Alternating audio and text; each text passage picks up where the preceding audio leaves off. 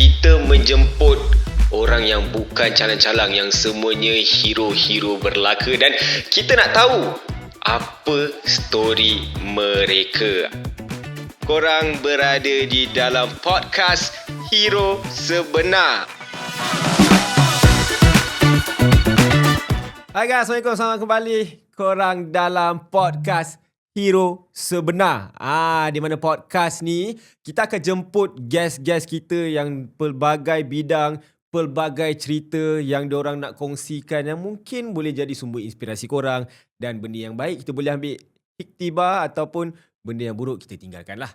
So hari ini aku ada tetamu yang sangat-sangat istimewa, yang aku teringin banyak yang aku nak belajar dengan dia. Banyak pengalaman yang aku nak tanya. Apa pengalaman dia, aku nak dengar cerita dia sendiri. Sebab aku rasa tak semua orang boleh join bidang ni. Bukan semua lah orang boleh join. Kalau kau keras je kau boleh join. So tetamu tu biar aku kenalkan. Kita ada Naim in the house. Assalamualaikum Naim. Waalaikumsalam. Salam dulu. Oi, macam face off lah. Face off, betul kan aku cakap Face off. Face off kan. Takut salah pula kan. Nanti kena kecam nanti, takut. So Naim ni dia seorang orang kata martial art. Dia berkecimpung dengan martial art.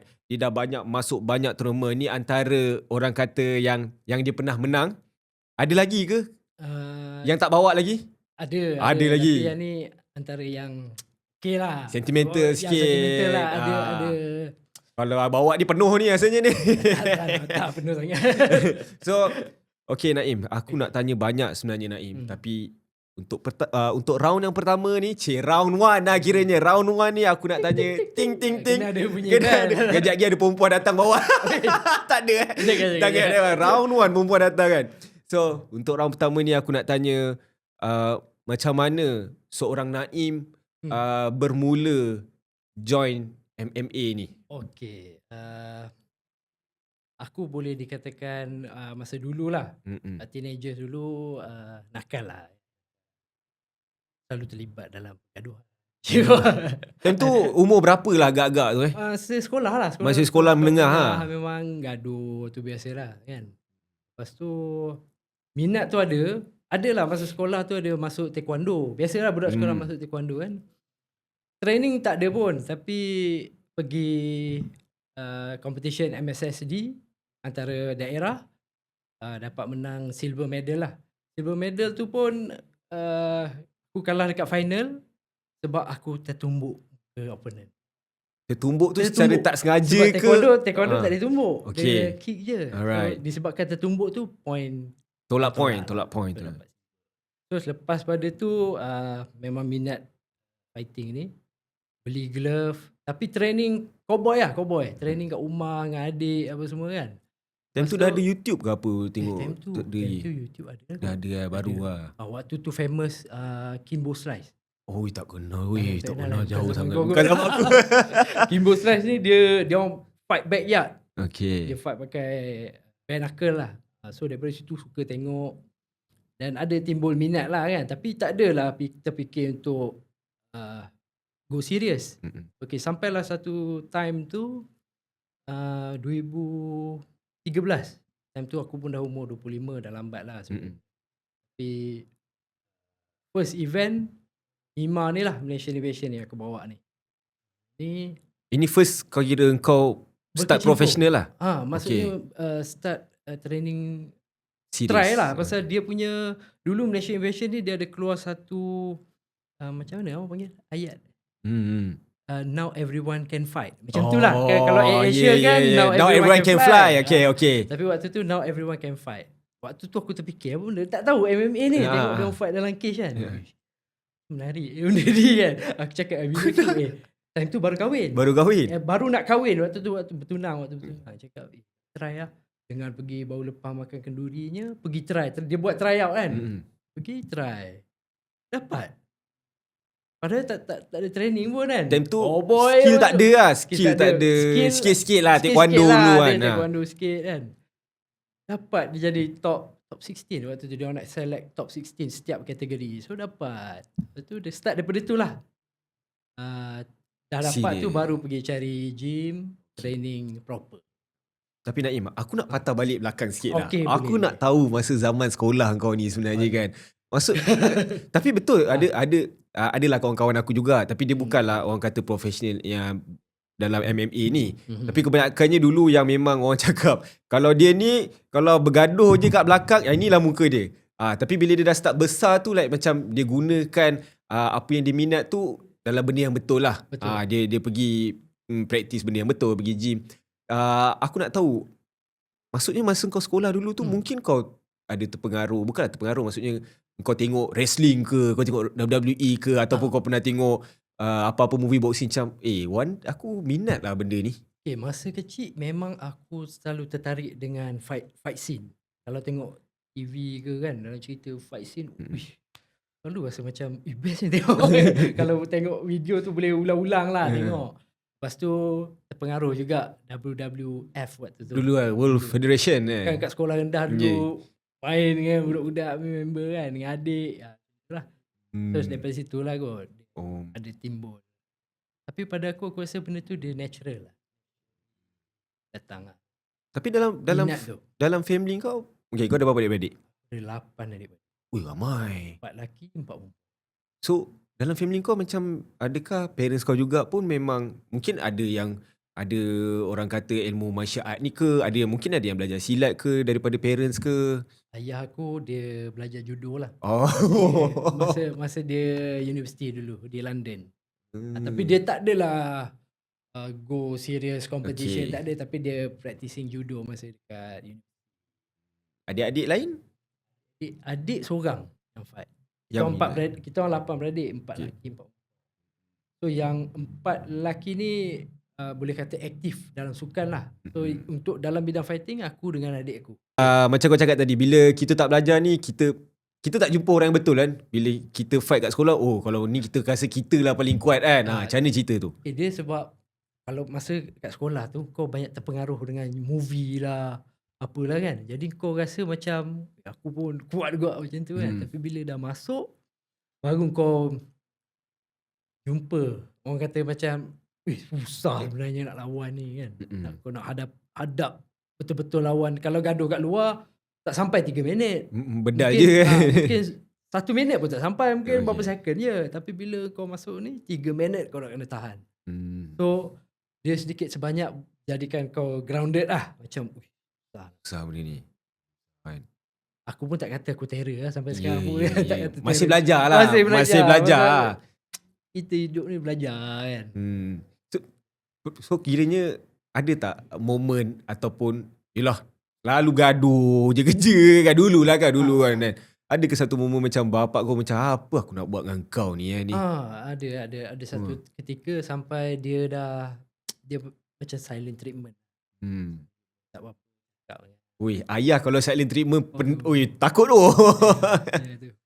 Masa kita pun ramai 8 beradik kan. Jadi bila silent treatment tu aku pun buat tak tahu.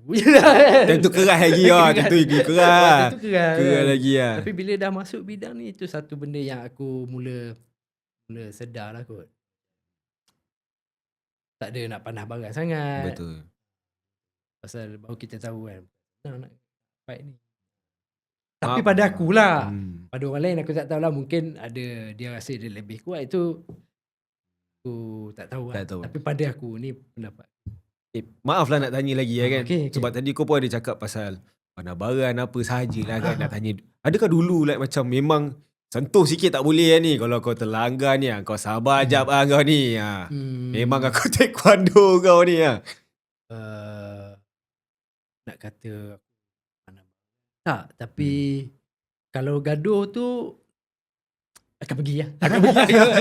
Orang pertama lah. Jadi. Pasal dia ada kawan juga. Ada juga member yang okay, aku pun memang ke depan dulu lah. Gitu. Tapi tak tahu lah zaman tu, kalau zaman aku dulu, dia ni filem-filem orang kata fight scene ni banyak. Macam contoh dulu aku pun terpengaruh jugalah, tapi bukan fight lah kan. Acah je lebih lah kan. Apa-apa lari juga kan.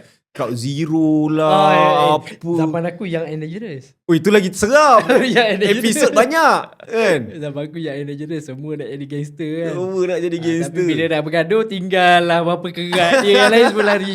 Tu biasa kan. Tu balik berdarah kan. Faham. Okay, boleh tak kau cerita kat aku? Sebab kau cakap ada 16 orang yang terpilih untuk masuk MIMA. So, apa dia punya, orang kata, bukanlah interview, apa yang dia nak check, apa yang kau buat yang kau dapat masuk 16 tu, dia tengok apa tu? Okay, dia buat 3 stage. Satu stage 3 minit. First stage dia suruh striking lah. Akan ada orang yang pegang, tahu padding tu? Padding tangan padding dua-dua tu kan. Okay. So kena buat striking dalam masa 3 minit. Buat lah apa yang kau tahu kan. Tumbuk, sepak. Itu tak ada, itu sikit-sikit lagi lah. Ada skill tu sikit-sikit lah kan. Sikit-sikit ada. Pasal kan aku taekwondo, training cowboy kat cowboy. rumah. Dengan adik lah apa semua kan. Tengok video Kimbo Slice apa semua kan. So adalah dengan belajar taekwondo kan. So 3 minit tu okay. Dia evaluate daripada situ lah. Okay. Lepas tu second stage. Maaf aku potong. 3 minit tu non-stop. Tumbuk. Dia nak tengok kau 3 minit rembat benda tu kan. Tumbuk apa semua. Lepas tu next stage dia pergi grappling. Dia akan cari partner yang mana yang nak try out jugalah maksudnya. Dia bagi 3 minit grappling. Grappling ni maksudnya grappling lah. Tahu kan? Yang jenis kat bawah kau grab dia pusing lah apa semua kan. Control lah, submission lah apa semua. 3 minit dalam masa 3 minit. So time tu first time weh. First time tak pernah rasa benda tu kan. Pening kepala macam nak pingsan. Kan. Stamina banyak pakai kan? Banyak pakai. Waktu tu dah lah tak ada preparation pun masa pergi try out tu. Saja nak try lah. Aku cakap dekat waktu tu tunang lah bini aku. Dia ingin nak try. Try lah. Try. Lepas tu next stage dia panggil masuk dalam cage lah. Dia cari partner juga yang mana nak try out. Sparring. Ni fight terus. Tapi one round je 3 minit. Tapi tak ada, dia tak decide lah. Dia tak ada bagi siapa menang siapa kalah, tak ada. Dia nak tengok lawan je 3 minit. Bedal je lah. Bedal je. So kalau tiba-tiba orang tu tumbang terus, tumbang habis lah. So macam mana kau punya sparring partner time tu? Okay lah, sama-sama fight lah kan. Nak kata aku menang pun tak tahu lah kan. Pasal dia tak ada decision. Tak ada decision dia. Pasal dia nak tengok je kat mana kita punya kemampuan kan. Lepas tu habis lah. Lepas tu dia suruh balik ke dia? Balik. Okay. Balik lepas minggu macam tu. Dia announce kat dalam Facebook lah waktu tu. Facebook. Nama-nama each category yang selected. Aku pun tengok. Nama aku ada. Start pada tu lah. Barulah cari mana nak belajar MMA tu. Pasal dia ada ground. Dia ada. Start pada situ lah. Okay, so MIMA waktu tu dia macam mana? Okay, kau dah dapat masuk 16 orang yang terpilih tu. So macam mana? Adakah lepas tu dia terus decide fight ke, ataupun kena pilih weight dulu ke? Dia 16 tu memang weight lah. Maksudnya sebelum kita try out tu dia timbang lah kita punya berat. Waktu tu aku main 65 kilo. Kan aku cakap sebelum pergi tu makan kenduri dulu.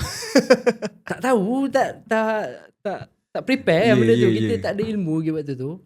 Main belasah je, baru lepas makan kenduri pergi timbang 65 kilo. So untuk kalau ikutkan dalam fight ni, kau kena tengok kau punya tinggi, weight apa yang sesuai untuk kau punya kategori. Waktu tu aku main belasah, masuk featherweight 65. So jumpa kan tinggi kan, yang besar betul. Pasal dia orang dah ada preparation, dia cut weight apa semua kan. So bila lawan lah besar dia orang macam tu lah. So Boleh tak kau explain kat aku pasal weight dalam martial art ni, dan apa keperluan weight ni sebenarnya? Okay, weight ni dia bagi untuk boleh kata fair lah. Untuk fair lah kan. Takkanlah dulu kalau start MMA dulu memang dia tak ada weight kategori. Alright. Kau 60 kau lawan dengan 100 kilo. Itu dululah dia hardcore. Tapi bila dia makin lama tu dia orang dah ubahlah benda tu kan supaya fair. So dalam MMA dia, sebab MMA, boxing, Muay Thai ni dia punya weight kategori dia beza sikit.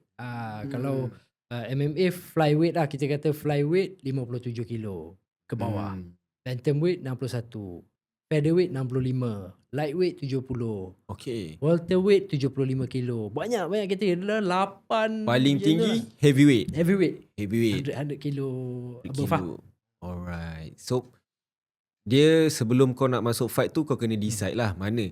So maksudnya contoh lah aku heavyweight. Okay. Tapi aku nak main featherweight So Kau apa tadi? contoh aku heavyweight. Okay. Aku main heavyweight. Tapi aku nak lawan dengan orang yang featherweight. Okay. So aku kena turunkan cut lah. Aku boleh lawan tapi aku kena cut. Kena cut lah sebab dia sebelum match, sehari sebelum match tu dia akan ada weigh in.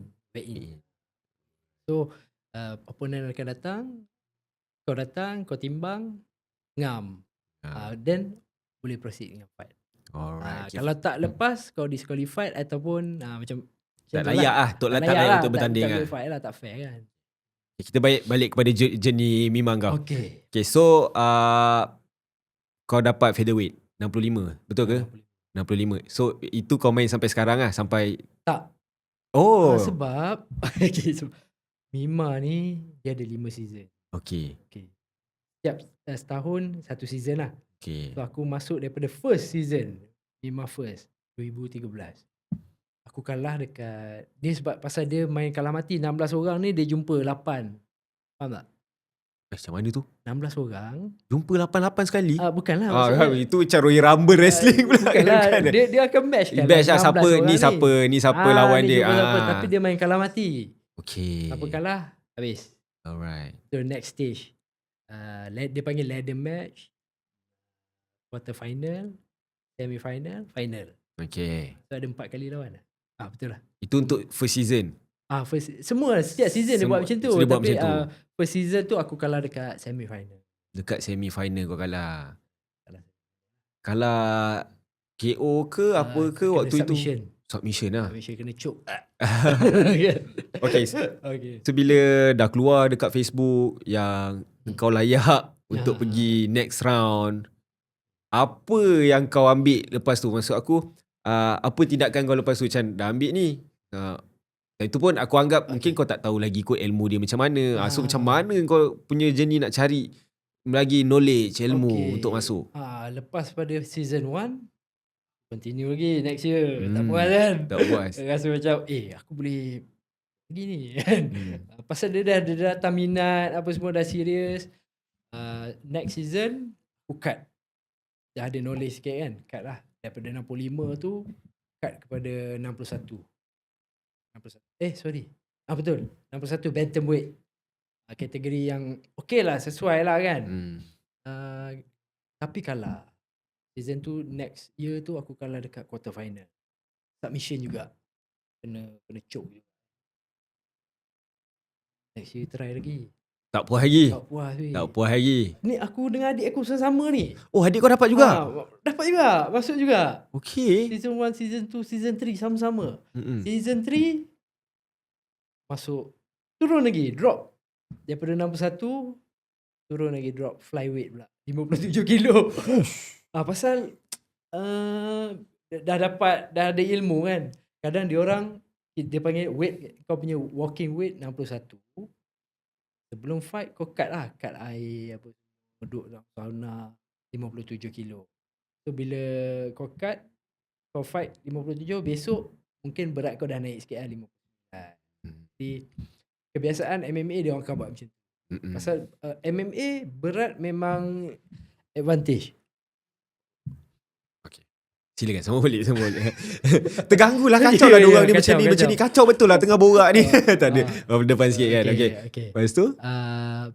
Mana tadi? Aku pun tiba-tiba dah terlupa. Aku dah terfokus sangat kan. Cut. Kau cut ke sampai ke 57 kilo. So kebanyakannya MMA macam tu. Sebab MMA dia kan main grappling. So berat ni advantage lah. So bila kau duduk atas orang kan. Ya. Nak bangun struggle. Betul. So daripada situlah dia punya aku cut. So season 3 aku cut 57. Adik aku pun cut 57. Main satu kategori. Sudah.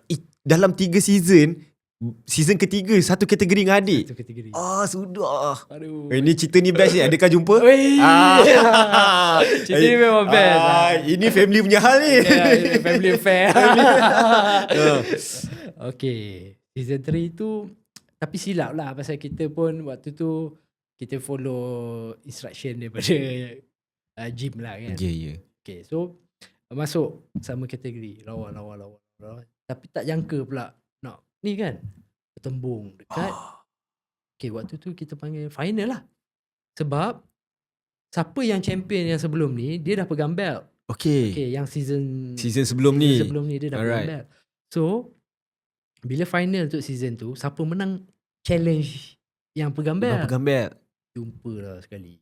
So kira yang pegang belt tu dah king lah. Dia tinggal tunggu untuk siapa lah. Okay. Terpaksa jumpa adik aku sendiri. Dua-dua ada impian. Dua-dua dah orang kata training sama-sama. Kan? Macam mana ni? Dan aku rasa mesti dia pun tahu apa kau lebih, apa kau kurang kan. Aduh. Tapi kita decide untuk kita main, lawan je. Allah nak tentukan siapa yang menang, ada tentukan lah. Dan adik aku menang. Kena submission. Adik aku menang, dia jumpa grand final lah. Grand final dia jumpa. Fight dia memang best lah yang tu. Boleh lah cerita dia. Dia menang? Yang grand final dia kalah lah. Dia kalah by decision. Tapi fight tu memang gempar lah. Okay. Fight dia dengan final tu memang best. Mima ni dia ada macam face off juga?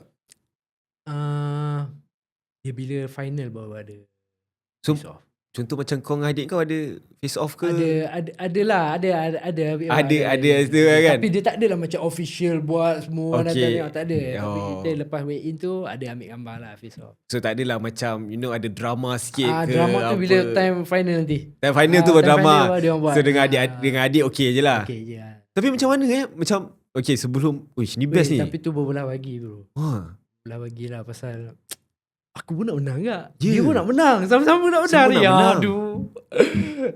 Korang ada discuss ke like macam okay, fight kita professional, kita fight. So macam nak tak nak pun still adik. Macam tu kan? Kalau tumbuk kuat pun adik juga kan. Dia pun fikir kan abang kan. Abang juga. Tapi kita decide untuk lawan je lah. Alright. So itu season 3. Season 4 rest. Oh, season 4 break? Season 4 break. Okay. Tak fight. Aku tak fight. Adik aku masih tak fight kot. Asal kau decide tak fight Kau dah ada momentum daripada season 1, season 2, season 3. Tapi mungkin sebab sedih kot keadaan tu. Lepas tu aku pun dah macam mana ada stop sekejap. Fokus lain. Pasal kerja. Kita bukan full time fighter. Okay. Kan? Pasal dia amateur pun waktu tu. Memang ni dia amateur MMA. Baru lagi dalam Malaysia. So kau nak kerja, ada family, anak apa semua. So season 4 tu break. Lepas tu sambung. Season 5 tu baru masuk. Tapi kali ni kita tukar kategori. Tukar weight. Pasal adik aku badan dia besar lagi pada aku. Jadi season 5 dia masuk bantam 61. Aku remain 57. Alright. Dan Alhamdulillah lah. Inilah dia. Hasil dia. Mima 5 season. 5 season. So kau season last lah. Season last rezeki lah. Rezeki lah. Ui, lama tau sebenarnya. Lama. Kau decide. Apa yang buatkan kau decide season 3 kau dah break. Apa yang buat decide yang macam tak boleh jadi ni. Selagi aku tak dapat benda ni lagi tu aku dah dekat sangat kot. Masa yang season 3 tu dah patutnya dah nampak lah macam ada potential. So try lah kan. Tak try tak shock lah kan. Maksudnya experience pun dah ada kan daripada season 1. Experience pun dah ada. Minat pun makin bertambah kan. Kita try. Adik aku menang. Patutnya panggil dia sekali ada. Adik kau menang juga? Menang juga. Dia kategori bantamweight, aku flyweight. So maksudnya last season adik-beradik menang. Adik-beradik menang. Wah. Dua-dua balik belt. Ya, jadi jalan cerita tu pada aku cantik. Menarik. Apa yang kau bawa? Apa yang kau bawa untuk season 5? Sebab yelah season 1, season 2, season 3 kau banyak kalah dengan submission. So apa yang kau bawa untuk season 5 ni? Season 5 tu preparation lah. Aku ada bila time nak final tu aku ada ambil satu keputusan yang nekat lah. Aku berhenti kerja weh. Aku berhenti kerja. Untuk fokus. Aku berhenti kerja. Dah ada kerja sebelum ni kan. Aku berhenti kerja. Aku buat freelance PT lah. PT untuk cover-cover sikit. Lepas tu aku mengharapkan duit daripada prize money menang. Lepas tu training lah. Training. Untuk fokus training. Macam mana wife kau tu? Okey ke cak? Kau Yelah, biar betul ni bang. Macam mana cakap? Ada berlaku lah. Adalah, biasalah kan. Tapi at the end minat, of course wife akan support juga. So dia support. Okay. Family pun satu benda yang sangat penting. Betul. Waktu tu first prize dia berapa? Dia punya grand prize? Yang grand prize in total 10,000. Wah tu banyak lah. Waktu tu agak banyak. Pasal dia pecah-pecah. Yang bila grand final dia bagi 5. Tapi in total masa kita fight sebelum nak pergi grand final masih tu ada 1,000 macam tu. Okay. Boleh cerita sikit? Okay. Okay kan? Okay. Aku boleh cerita sikit masa season 5 kau menang ni. So semuanya total berapa fight? Waktu tu masih ingat tak? Waduh. Dah lupa lama dah. Tapi in total sampai sekarang kalau nak kira 20 berapa tadi? 22 fight. Kau yang Aku ingat. Buat research. 22 fight. 22, 15 menang, 7 kalah. Banyak tu sebenarnya. Banyak 15 tu. Bukan semua orang boleh sampai kat tahap tu. So grand final tu jumpa siapa? Adakah orang yang pegang title ni dia menang setiap season? Tak. Tukar-tukar juga Dia dah drop yang champion lama tu dia apa panggil? Dia lepaskan belt tu. So aku fight dengan fighter dari Sarawak. Okay. Cerita sikit fighter dari Sarawak. Sarawak pun kadang-kadang dia punya ni pun kau juga orang dia kan. Tapi macam mana cerita tu?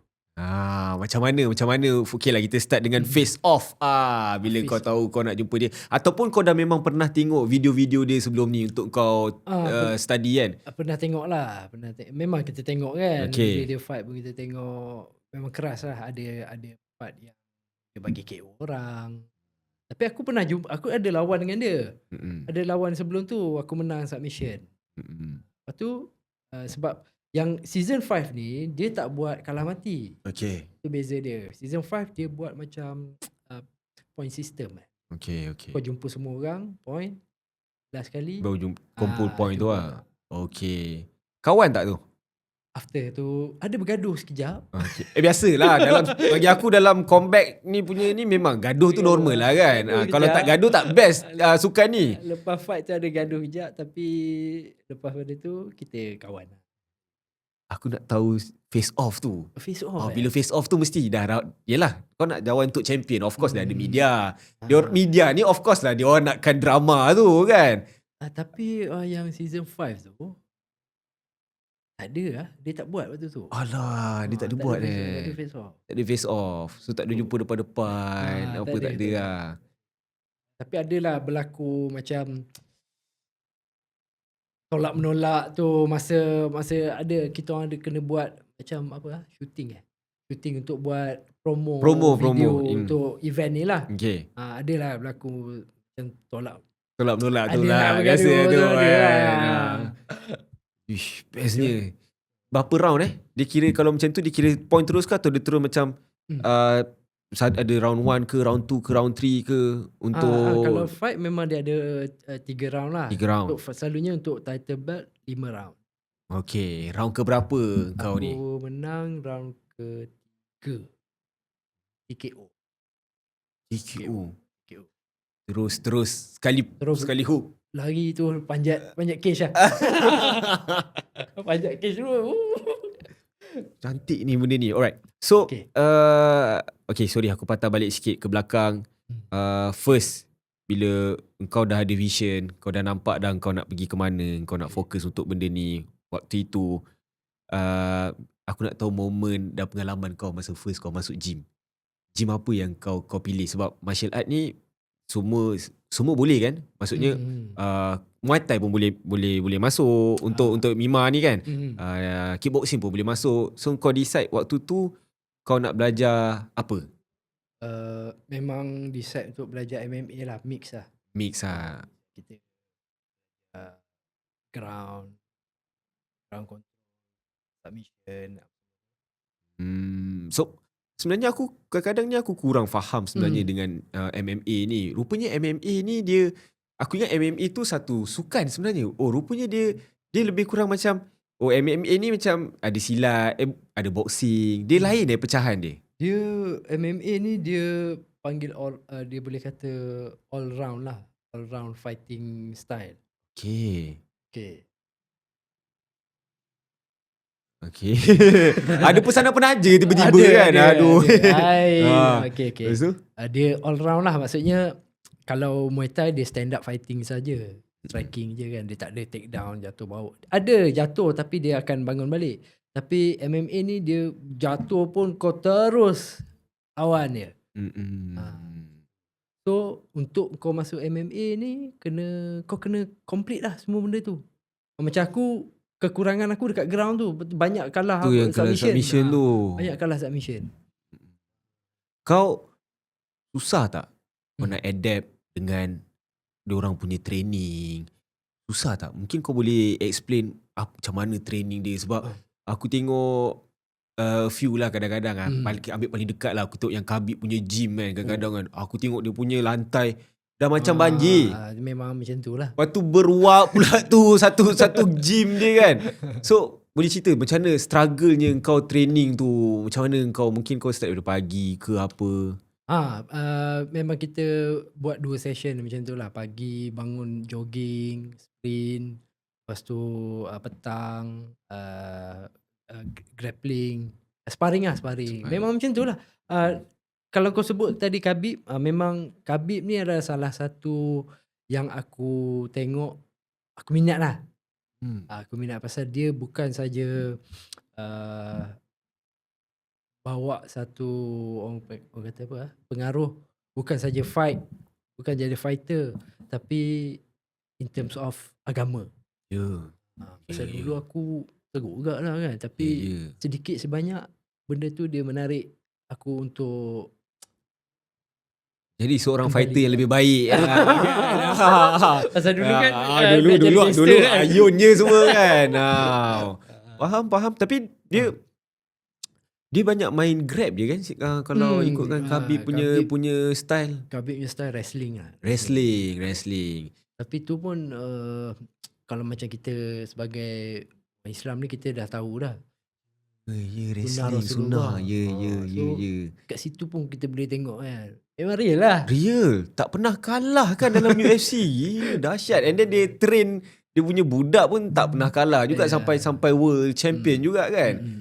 Alright, aku nak tanya pasal turunkan weight tu. Okay. Aku tak ingat aku ditengok video mana, tapi untuk turunkan weight tu gila Macam dalam satu hari tu kau boleh turun banyak Macam kau cakap tadi, tiba-tiba kena jogging, lepas tu sauna, jogging balik, sauna balik. Tahu dah nak dapatkan weight tu kan, boleh turun sampai berapa kilo kalau biasanya? Biasa 4-5 kilo dalam satu hari. Tapi dia ada trik dia. Okay. Trik dia kita air. Buang dia air. ada trik lah. 1 minggu tu kau jaga makan lah. Kau tak makan garam, benda-benda yang macam tu lah. Makan clean food. Lepas tu air memang bergalen-galen kau minum satu hari. Pasal dia nak treat kau punya body untuk flush. Bila kau minum banyak, kita kencing kan? Ya. Sorry. Tak apa, okey je. Okey je. Toilet, apa semua. And then, the last day tu, sebelum kau timbang tu, kau stop air. Faham tak? Satu hari tu. tak boleh minum air langsung? Tak minum air. Macam puasa. Okay. Macam tu, kau stop, tapi body kau still flush. Keluar air, kencing, peluk, duduk sauna, kau berlari, apa semua benda, keluar semua air dalam badan tu. Itu yang dia boleh turun tu. Tak mental ke? Tapi mental. Memang mental. Pasal bila air tak ada dalam badan kau, nak marah lah. Perasaan tu dia terganggu lah. Mental lah, memang mental. Selalunya bila nak fight, itu yang paling crucial sekali lah. Jangan borak dengan aku lah. Jangan borak lah. Mungkin tak duduk rumah. Awak jangan borak dengan saya lah. Pasal kau tak dah tak fikir pasal fight besok. Kau fikir pasal nak weight nak lepas tu. Tapi bila lepas tu tapi macam mana kalau masa fight tu dia timbang lagi ke sebelum nak masuk cage? Dia fight hari ni, besok fight. Timbang hari ni, Esok tu dah tak ada timbang lah, terus fight je. Kalau tiba-tiba ternaik ke apa? Naik tak apa naik. Dah lepas. Tak lepas lah, tak apa lah. Dah lepas tak apa. So contoh kau timbang hari ni 57. So tiba-tiba kau balik, kau bantai lah apa, tahu-tahu jadi 60, tak apa lah, tak ada masalah. Sebab dah lepas. Okay. Macam tu lah. Alright. So kau punya, alright, bila kau dah habis semua ni bagai, kau ada tak orang kata dalam sepanjang career kau injured yang kau rasa macam alamak sakitnya? Memang ada lah. Ini lepas aku menang ni, kan aku dah berhenti kerja. Ada aku involve dalam macam mana, gym lah. Kita joint venture untuk gym. Usahakan gym lah, buat gym. Aku seronok gila lah waktu tu. Memang best lah, pasal kau minat benda ni, kau dalam bidang, kau kerja lah kan, kerja tu kau boleh training. Lepas tu ada nak fight, dah prepare kau dah, aku kena injury spine. Okay. Waktu training kena? Waktu training lah. Ya, betul. Waktu training. Sebelum berapa seminggu je nak fight sebelum tu. Sakit. Belakang kan. Sakit, jangan main lah. Alah. Oi, kau masuk juga? Masuk juga. Memang jiwa fighter. Masuk juga lawan juga. Tapi itulah belajar kat situ lah kan. Preparation tu macam mana? Banyak aku belajar dalam fight ni, pasal dalam hidup ni, macam mana kau buat pun, takdir tu kalau kata kau kalah juga. Kalah. Banyak aku belajar lah benda tu. So waktu tu kau ada masalah spine tu, maksudnya doktor dah cakap kau tak boleh fight pun. Tak boleh fight lah. Tapi kau nak juga fight. Lepas tu aku terimalah sakit tu. Tapi aku tak give up. Aku banyak buat research macam mana nak recover benda tu, apa rutin yang nak kena buat. Lepas tu alhamdulillah lah, sekarang sakit tu ada tapi manageable. Still boleh fight lagi. Still boleh lagi. Kalau waktu tengah fight ada tak? Kita koyak ke apa ke? Waktu kau dalam cage lah, waktu ni kau tengah fight dengan orang, kita koyak ke apa ke? Itu memang ada lah. Koyak, hidung patah. Berapa banyak patah dah kau patah tak, patah hidung je lah pernah. Hidung je lah? Hidung je lah pernah patah. Kalau kaki ke tangan tak pernah. Semua okey, alhamdulillah. Alhamdulillah Ha. Kau pernah fight tak yang penuh muka darah apa semua? Memang go. Tapi aku pernah teringin. Bukan. Maksudnya, aku takut pula dengar. Maksudnya, pada aku, bila kau dalam keadaan tapi kau boleh pergi lagi, wow. Adrenalin dia tu. Pernah lah teringin nak go through dalam keadaan macam tu. Pernah ada rasa tu lah. Faham. Tapi takut lah pula. Tapi apa perasaan kau bila fight kau ingat tak? Maksudnya, yelah kau tengah fight kan, adrenalin tengah panas, tengah fight, maybe tengah tu orang tu dah memang kau nampak dah lembik lah, gitulah kita bagi dia kan. So yalah dalam ni kan. So waktu ada ke perasaan yang macam tu? Dalam fight, dalam tournament macam ni. Maksudnya perasaan macam mana? Maksudnya macam kau dah nampak dia dah lembik, tapi kau still bagi lagi. Adrenalin kau tengah naik. Kau tengah naik. Tak, selalunya bila kita dah bagi-bagi, ref akan dah akan suruh stop lah. Dah stop tu. Dia tu yang lega. So selagi ref tak stop, adakah itu peraturan dia? Kena teruskan lah. Teruskan juga. Kalau tak, takut dia pula bagi kat kita. Ya tu. Itu peraturan dia. Peraturan lah. I see, faham. Sampai ref stop, dia stop lah. Okay, kita nak go through satu-satu apa yang ada kat sini, boleh? Okay, yang pertama, kita ada 2 medal 1 silat ni. Yang ni maksudnya tahun yang berlainan ke atau sama competition? Yang 1 silat ni dia 2 event lain lah. Okay. Lain. 1 silat ni dia dia event silat punya championship, tapi dia punya rules dia buat macam MMA. Sebab silat kan silat olahraga. Silat ni dia kalau tengok rules dia tak boleh tumbuk muka. Dia punya rules lah. Tapi yang one silat ni dia orang buat silat freestyle. Maksudnya tumbuk boleh, jatuhkan boleh. Ni pengalaman yang adalah. Yang ni kira untuk maksudnya dalam satu tournament ke atau tahun yang berlainan ni sebenarnya ni? Dalam satu event lah. Satu event lah. Satu event satu. Okay, yang ni? Sama lah. Oh, dapat dua terus? Maksudnya bukan. Maksudnya 2 kali event lah. 2 kali event. Oh, yang ni apa Okay, yang latest tu, yang depan sekali tu, SEA Games. Wah, tahun lepas. Baru-baru ni. Tahun lepas. Tahun lepas lah. Judo. Para judo. Tapi tadi kau cakap dengan aku kau main MMA. Okay. Mana datang pula judo ni? Okay. Mana datang judo ni? Okay, judo ni cerita dia pasal aku memang suka fight ni. Jadi adik aku ada go through dengan satu iklan lah. Malaysia nak cari atlet untuk Paralimpik. Okay. Tapi kau tak tahu lagi Kau dah tahu belum? Aku tak tahu. Tak tahu Aku tak tahu. Kau kena cerita sekarang. Cerita aku nak tahu Mesti juga. pelik kan? Para pula kan? Asal para pula. Yang ni Paralimpik. macam yang biasa. Kenapa ke para pula kan? Aku tak tahu. Okay, pasal mata aku buta satu. Okay. Ni boleh buka ni? Nak buka? Jangan sekarang. Kita buka kejap lagi lah. Boleh buka? Boleh. Ni Allah. jadi kena pakai tisu lah. Pasal nanti air mata keluar kan. Serius ke? Serius lah. Allah Akbar. Ready Ya Allah. Ya Allah. Ready boleh.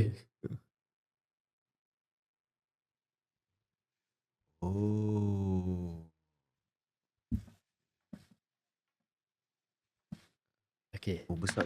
Jatuh. Kena lap ke? Kena basuh lah. Basuh kan? So kalau aku lawan sekarang macam ni lah. Tak boleh pakai. Tak boleh pakai. Tapi walaupun ada kekurangan tu, tapi aku rasa kau berada di satu tempat yang macam kau faham tak? Kau bagi orang banyak benda yang orang boleh belajar daripada kau. Walaupun kurang tu ada, tapi kelebihan tu ada kat tempat lain. Adik aku cakap, okay, dah dalam bidang ni kan, dah suka sukan, athlete, fighting, kenapa tak try? So, aku pun try dengan pengalaman yang dah ada dalam martial art. Lepas tu MMA pula memang ada jatuh-jatuhkan. So untuk Paralimpik, kalau martial art, visual impairment tu ada. Maknanya takdir lah, boleh katakan takdir. Perjalanan tu dia ada peluang kat situ. Pun try dan jadilah national athlete untuk para judo. I see. Okay, sebelum aku detail kat sini. Okay. Kenapa dengan mata kau sebenarnya? Adakah sebab fighting, sebab berlawan bukan. ataupun boleh cerita sikit? Buta tu daripada kecil. Oh, dah lama dah. Masa sekolah rendah lagi lah.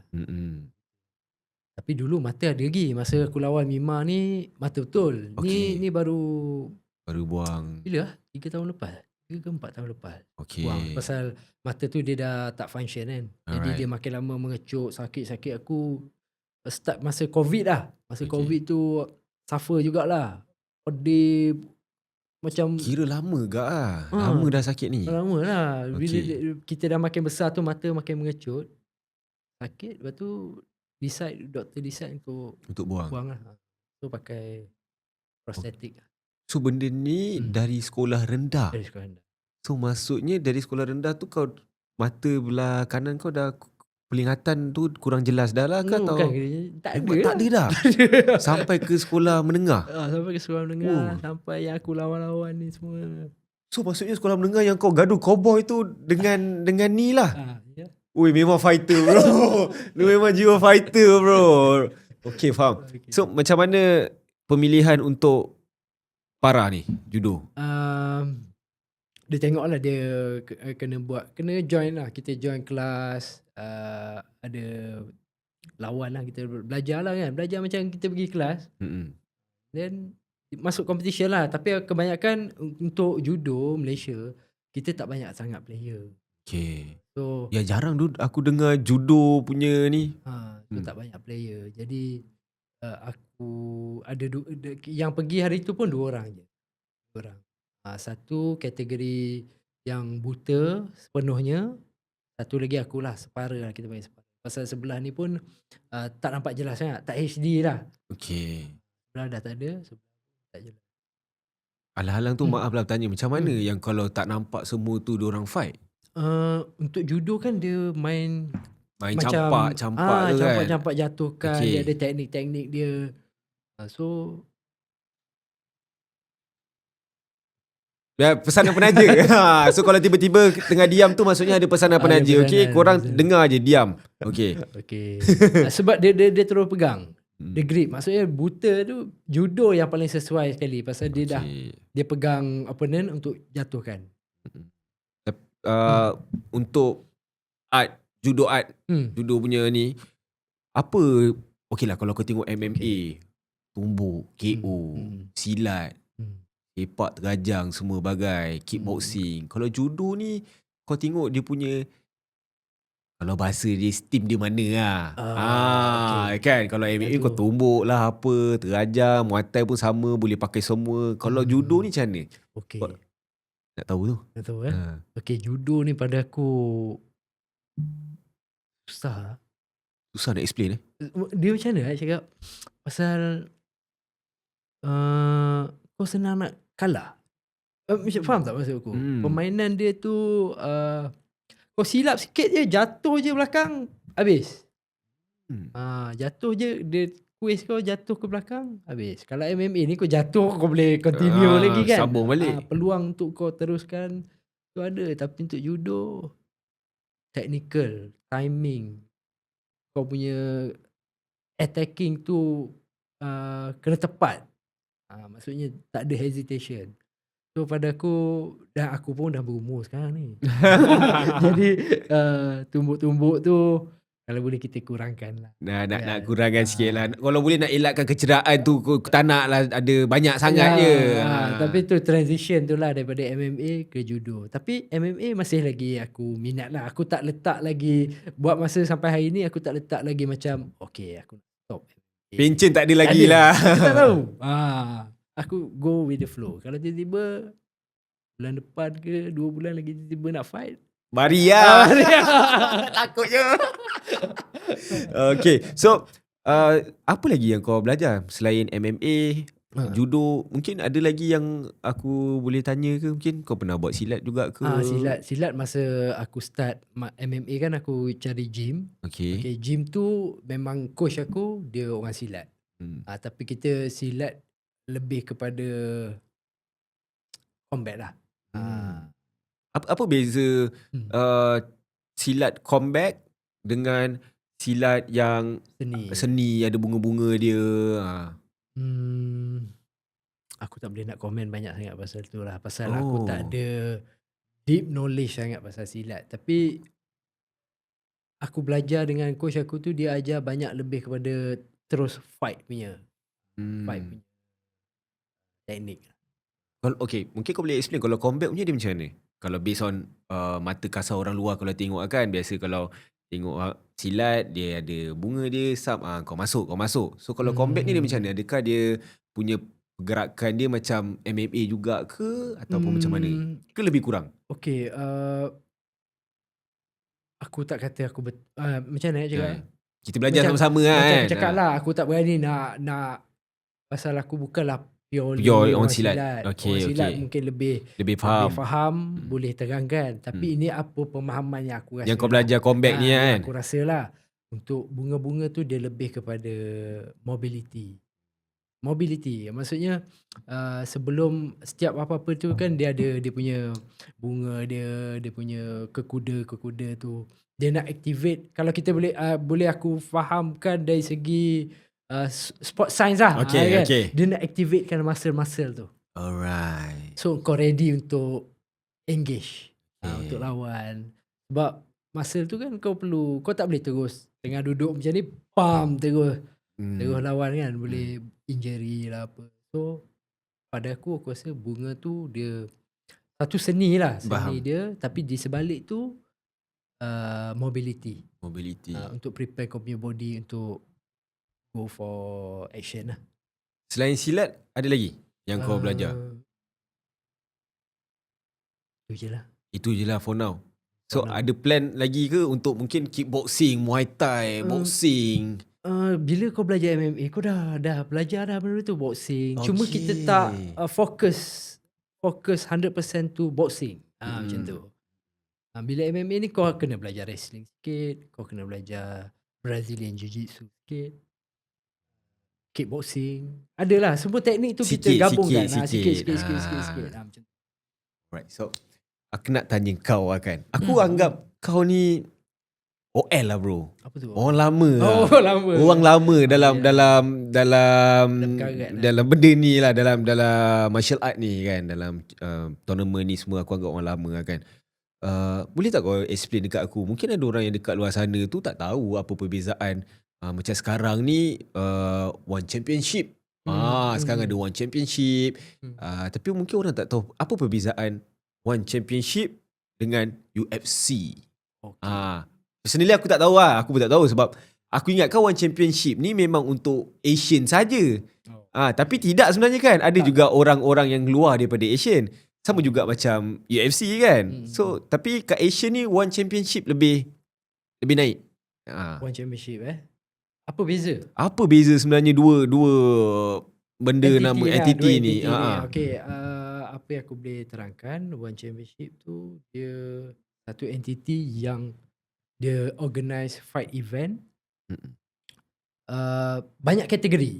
Okay. Maksudnya banyak fight style. Dia bukan mixed martial art saja. Dia minum air sikit. Sila minum air. Ini maksudnya dah round ke-3 dah ke-4. Maksudnya fighter dah kena minum air. Air dah habis dalam badan. Ni dah round ke-3 ke-4. Okey, bagi dia minum air dulu. Korang sabar jap. Okey. Mana tadi? Apa beza One Championship dengan UFC? Dia banyak fight style lah, kategori lah. Dia ada Muay Thai, dia ada MMA, dia ada kickboxing, dia ada grappling saja. So dia banyak fight style. Untuk UFC dia memang fokus mixed martial arts sahaja, punya rules. Undang-undang dia. Undang-undang fight tu. Okay. Faham. So maksudnya kalau kita kita orang Malaysia ni boleh ke sampai ke sana? Boleh kan ada. Ada ke mana? Ke UFC? UFC yang paling dekat dengan kita ada fighter daripada Indonesia lah. Okay. Indonesia dia dah dapat fight di UFC. Kau tahu ke macam mana kalau kita punya fighter, macam mana dia punya cara, maybe nak tahu macam mana pergi ke sana, nak pergi ke UFC tu. Ada ke jalan dia? Jalan yang kau tahulah, yang kau tahu. Ada, cuma lagi ketat. Kau kena memang tak boleh lah macam kena full time lah. Full time dia lebih ketat Kau kena create nama juga. Kau kena fight dulu event-event dekat Malaysia. Kau fight luar event yang kecil-kecil lah. Sebab UFC ni kita boleh kata kalau dalam MMA paling top lah. Betul. Semua fighter MMA punya impian kalau boleh nak pergi sampai sana lah, sampai lah. UFC Tapi tu high level lah. Kau high kena level prepare yang memang hidup kau training aja lah. Itu full time lah. Full professional punya fighter. Tapi kalau kau tanya aku ada jalan ke? Ada. Cuma sebenarnya, macam aku cakap tadi lah, kau kena create jalan tu. Kena full time lah. Full time training, pergi fight sana sini. Macam aku rasa tak sempat aku. Mungkin time zaman kau dulu dah ada ke UFC ni? Ada dah. Tapi mungkin tak se-hype sekarang kan? Tak. Mungkin dia hype juga dah. Tapi untuk orang-orang yang community minat MMA lah. Okay. So waktu tu kau dah tahu dah lah juga. Tahu dah. Dia start yang aku rasa orang dah mula tahu UFC ni start McGregor, Khabib. Yalah. Semua baru start naik dia orang dah kenal. meletup. Tapi masa dulu kita memang layan Dah UFC lah. tu. Dan hadiah dia pun besar juga kan. Dia punya prize dia besar juga kan. Okay. Untuk One Championship pula. One Championship banyak kita punya kita punya fighter. Antaranya Jojo lah. Jojo Ghazali. So kau tengok sekarang macam mana fighter kat Malaysia sekarang ni? Pada aku satu level yang kita boleh beat lah yang atas. Best lah. Aku rasa bangga lah sebagai orang yang dah berkarat ni. Berkarat tapi ilmu penuh di dada. Aku bangga lah tengok anak-anak Malaysia dapat pergi sampai level tu. Kalau kau tengok, kita ambil yang paling famous lah dekat Malaysia sekarang ni, Jojo. Yalah, Johan Ghazali. Johan Ghazali kan. Jojo. Apa pandangan kau dengan Jojo? Okay, Jojo pandangan aku tapi aku tak boleh sebab dia bukan MMA, dia Muay Thai. Dia Muay Thai. Tapi kalau tengok dia punya achievement membanggakan lah. Pada aku membanggakan. Dia boleh pergi jauh. Muda lagi. Muda. Lepas tu aku rasa One Championship ni dia satu tournament yang memang dah establish lah. Orang dah ramai tahu. Memang orang kata banyak yang professional fighter dekat situ. Lepas tu sekarang ni kan dah ada benda yang baru. Orang pun dah start tengok. Macam contoh Beyond. Kalau kau tahu pasal Beyond tak? Beyond. Ada sekarang dah Beyond nama yang Indonesian tu buat. Lepas tu tahun ni rasanya dia datang ke Malaysia. Rasanya Beyond 7 ke apa. Aku tak silap lah. Kau ada follow tak pasal Beyond tu? Beyond ada follow tapi tak full sangat pasal dia MMA tak ada. Okay. Dia MMA tak ada Dia tak ada MMA. So dia banyak Muay Thai, kickboxing. Boxing. MMA dia tak ada. Tapi kenapa dia punya boxing dia tu macam aku tak faham tau. Biasa boxing kan dia pakai glove yang jenis besar kan. Ni dia just pakai glove tangan tu je. Itu pun dia kira boxing juga ke? Ataupun tu kickboxing sebenarnya? Yang mana ni? Yang Beyond tu aku ada tengok. Beyond pakai boxing glove. Tapi dia ada banyak jenis tu kan? Yang One Championship yang Muay Thai tapi pakai glove MMA. Glove MMA. So kau tengok glove kecil tu. Beyond punya kau ada follow juga kan sikit-sikit kan. Kalau kat situ pun sebenarnya ramai juga fighter-fighter yang macam diorang ada gym, diorang join gym and diorang train kat situ dan diorang mulakan Beyond tu as a start diorang untuk ni. Pernah je lah diorang fight-fight tapi maksud aku boleh ke aku cakap Beyond tu adakah untuk amatur ataupun tidak? Dia dah kira profesional ke apa? Dia dah pergi towards to professional. Professional lah sebab dia dah banyak kan. So banyak yang ke situ. So kalau kau tengok macam mana journey ataupun perjalanan fighter-fighter kita berkembang tak benda ni? Dan mungkin zaman kau tak semua orang kot. Ya. Berkembang. Dan mungkin satu platform yang untung yang generasi sekarang ni dia orang patut ambil peluang tu. Sebab dah platform pun dah besar, dah banyak orang buat fight apa semua. So bagi aku siapa yang mungkin ada jiwa-jiwa fighter zaman kau muda-muda dulu kan, mungkin boleh letakkan benda tu dekat tempat yang betul lah. Dekat tempat yang betul lah. Aku nak tanya kau. Deep sikit lah. Soalan deep sikit lah.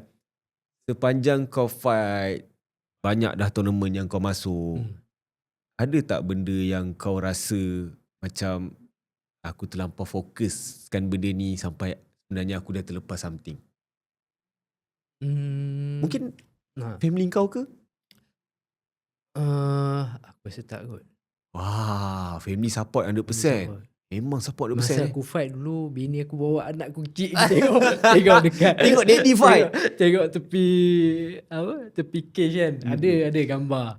Bini aku tengah pegang anak aku yang kecil tepi cage. Aku rasa tak terlepas yang tu. Cuma apa tadi soalan tadi macam mana?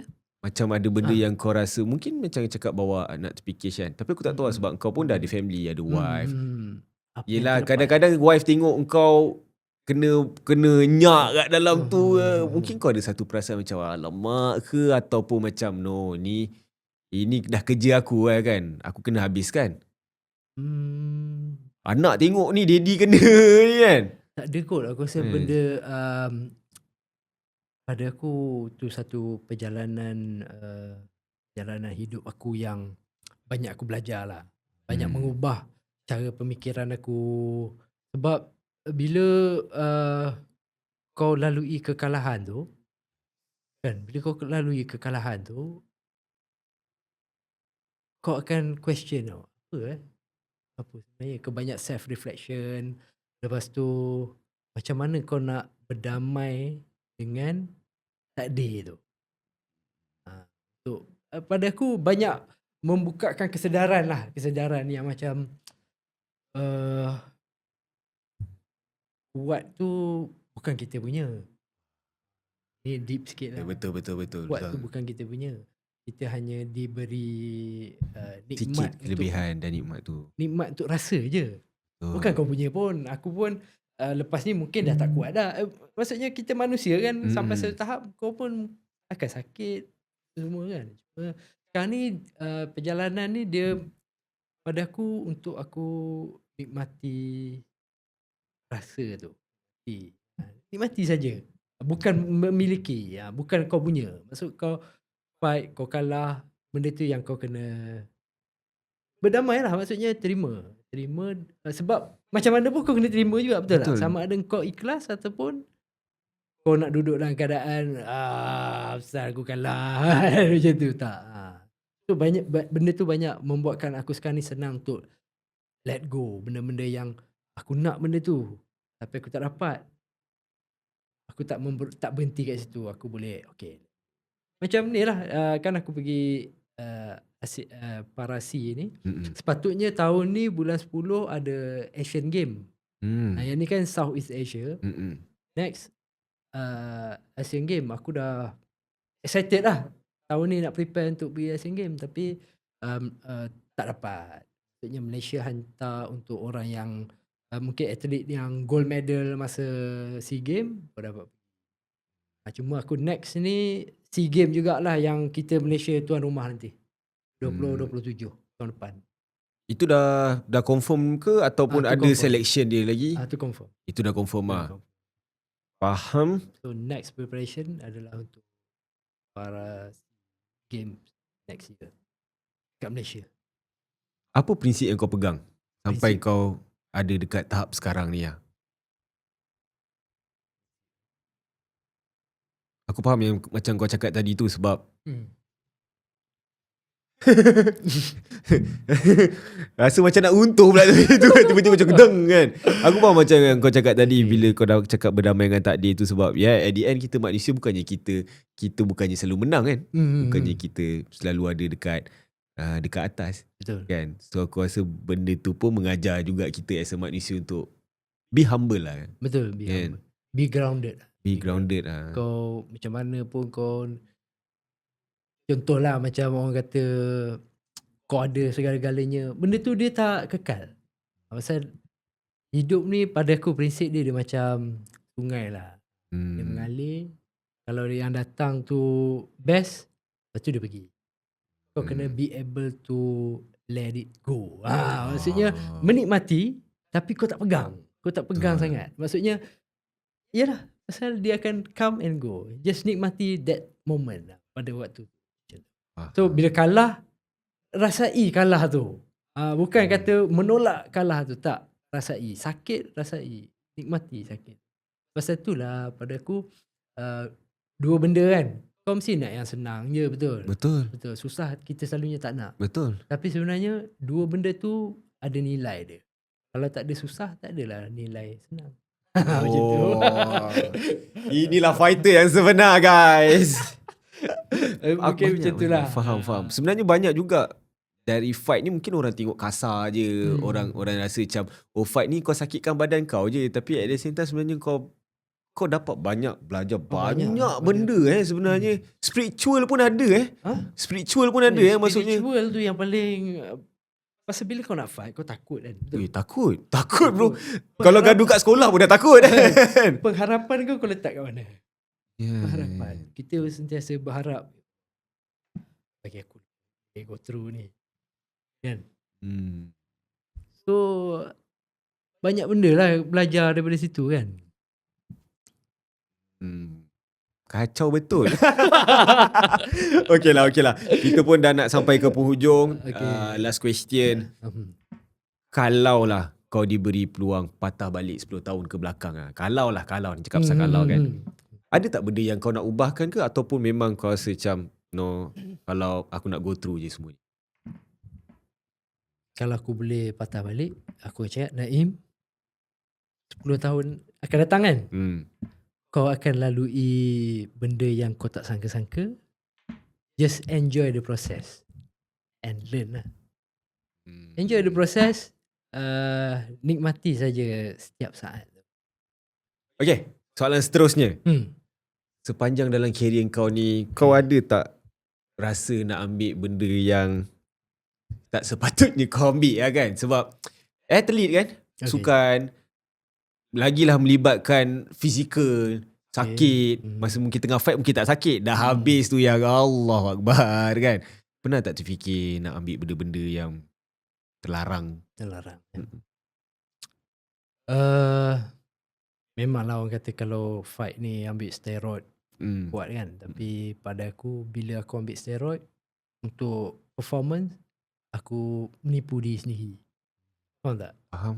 Dia bukan menipu orang, menipu diri sendiri. Pasal kita ambil benda terlarang. Macam boleh kata shortcut lah. So apa yang bestnya bila kau pakai benda yang shortcut tu rasa macam kau tak worth it. Contohlah kalau kau lawan benda ni dengan kau ambil, kau rasa macam kan. Jadi aku lebih prefer pada benda-benda yang aku ambil suplemen tapi dari segi yang natural. Macam contoh macam untuk joint aku amalkan kunyit. Kunyit. Benda-benda yang home remedy lah. Home remedy. Untuk performance kau punya aliran darah, beetroot. Aku banyak pakai benda pasal aku tengok bapak aku suka pakai benda-benda tu. Dia selalu akan buat lah home remedy punya. So itu lebih natural. Badan kau pun tak rosak. Sebab pasal kita pun buat research, kalau tengok banyak kan steroid ni problem lah. Bukan sekarang, dah tua nanti. Tapi kenapa banyaknya, bukan setakat MMA lah, banyaklah sukan-sukan lain kan. Kenapa diorang, banyak atlet ni diorang suka ambil steroid? Untuk apa sebenarnya? Performance enhancement lah. Performance enhancement. Maksudnya dia boleh perform lebih. Kalau kita yang biasa boleh buat 50, dia boleh 100. Dia boleh double up the performance tu. Dia efek energy juga ke apa? Energy dia jadi power ke? Dia jadi ni lah apa. Tapi bila tak natural kan, tak natural dia akan haywire benda-benda lain lah. Adakah ada shot lain lah nanti? Aku tak pergi ke situ lah. Tak sampai situ.